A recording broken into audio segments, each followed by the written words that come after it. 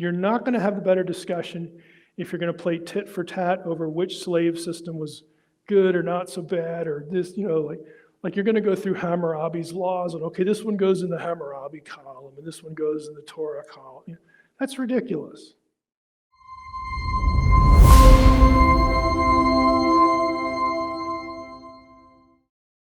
Let's talk a little bit about the readings. Again, I just wanted to go through that to help you think, or to help, not really help you think, I hope it'll do that a little bit, but to help you explain kind of how I approach the situation.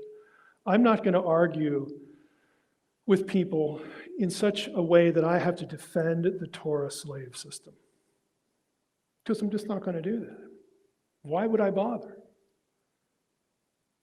It's not where the story is supposed to end. How do I know that? Because it ain't where it began. I don't need to defend it. I don't need to defend something that's going to be obsolete. I don't need to defend any world system of this, because, again, Genesis 1, the Edenic ideal, teaches me that all people are imagers of God. Whew, I'm exhausted now. That was just an onerous thought process. One verse, okay? Just one idea. That is the orienting idea. That is the ideal. So this again is how I approach these things. I'm always asking, and I just think you can have a better discussion with people. A lot of the stuff we've done this semester is really about how do you have a better discussion with somebody.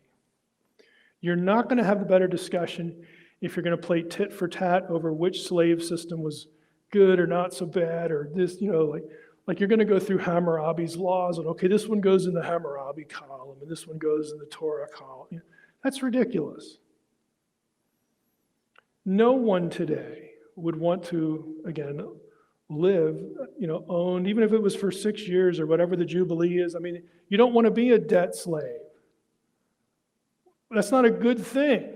Okay, even in Israel, yes, it had an expiration date, which was nice, but you wouldn't want to be there. There was no bankruptcy court. Okay? This is what you're looking at. Stay out of the situation. So nobody wants to live, under some of these conditions, regardless of how they might have cultural benefits. Again, especially for women, and because otherwise you're going to be a servant in my household, or have fun being a prostitute. These are terrible choices. So you can spend your time talking about that and trying to defend something that isn't the ideal, or you can have a conversation about, well, yeah, that's the way it was, and it wasn't really ideal. It wasn't really what God wanted. It was a place to part for a while, and then, if Israel takes hold and they honor God, God's going to bless them, and then we're going to move from this to that, and so on and so forth.